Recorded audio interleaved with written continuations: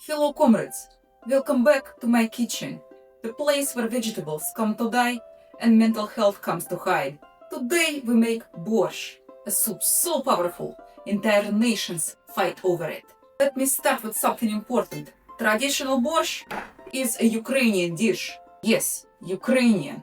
They invented it, perfected it, and brought to humanity like Beyoncé brought single ladies. But like many things in Eastern Europe, accents, trauma, surnames ending with ova, borscht spread across the borders. You will find versions of it in Ukraine, Russia, Belarus, Poland, Lithuania, anywhere in Eastern Europe. Basically anywhere where winters are cold and people are colder. This version came from my mother Tatiana. She passed it to me lovingly, along with trauma and bipolar disorder. To make borscht you will need beets, the vegetable that stains your soul and your cutting board forever. Cabbage, nature's confetti. Carrots, potatoes, onions, basically everything that can survive nuclear winter. And of course you need meat. There is a vegan borscht, but I don't believe in vegan sayings. Borscht is like Slavic relationship. Flexible, customizable, and sometimes better without men. My mother always said, meat brings the broth strength. But so does vodka. We choose what we have access to. Step 1. Make the stock. This take 1 to 2 hours. Good things take time, except anxiety. Anxiety is instant. You take your bony meat. The more bones, the better. You fully cover it with butter. Brown your meat. And then you boil it. See this? This is how you process your emotions. Think about your ex. Think about your boss.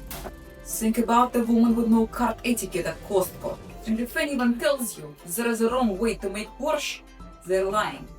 There are 500 correct ways of making borscht, just like there are 500 correct ways to argue with your neighbor Lyudmila. This is my favorite part actually. And if you still have cabbage left, don't worry, it never goes to waste.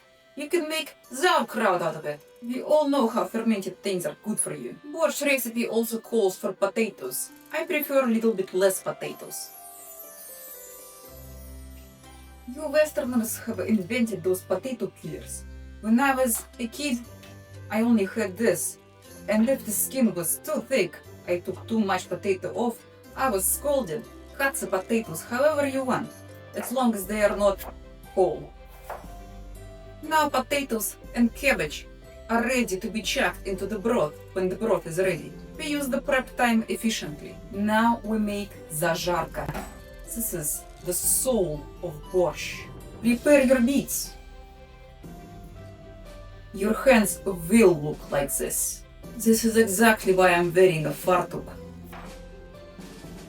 When the scum foam appears on your broth, skim it off and chuck it out, like toxic people on your Instagram. Don't let them boil into your broth. I also like to chuck the whole onion into the broth, because that way you can then easily remove it if somebody does not like onion, which I do not condone. Then you grate both the beets and the carrot, and don't use your food processor huyesa. It's all your Westerner things. This is the hardcore way. Bloodbath. Try to think about something pleasant. And then people ask us why we are so strong. Try doing this. This is why we don't cook it too often. Okay, now my kitchen looks like a murder scene, and this is how I like it. Now you do the same to your carrot. And also some more onion. There is never enough onion. And don't you dare to cry, little bitch. Now, while our stock is still boiling, we start the zarka. We begin with onions. Then we add our grated carrots. And we lightly fry it all. Not very long. And then, of course, it's time for beets. The more, the merrier. And while you're keeping an eye on the zarka, it's time to clean up the crime scene. And we also need to send in some tomato paste. This is enough. Maybe a little bit more. like this. The zarka also likes some acidity to keep the beautiful ruby color, so I'm gonna add a little bit of lemon juice. You can use citric acid, you can use vinegar. I prefer lemon juice.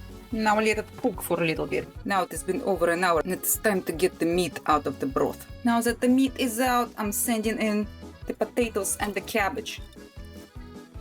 And because we used so much bony meat, it is time to sort it out, to separate the meat from the bones before sending the meat back into the soup. Just like that. Now the borscht is ready for the zarka.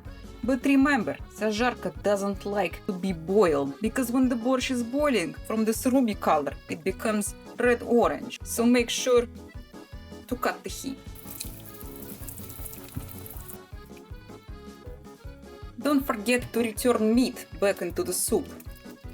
Now add some salt, a few peppercorns. Don't forget the bay leaf, the holy symbol of Eastern Europe, and some dill, because if there is no dill, is it even Slavic food? It is our glitter. Now let the borscht simmer, like Slavic rage, low and controlled, until suddenly it's not. There you have it, borscht. You serve it hot with bread, garlic, and a spoon of sour cream. To make an authentic Ukrainian experience, you can also use some sour. I love garlic and smetana. This is not just soup. This is therapy in liquid form. This is an Eastern European hug, if we actually hugged. Remember, borscht has no single correct recipe. It evolves. Just like Mama made it, and then yelled at me for not chopping onions thin enough.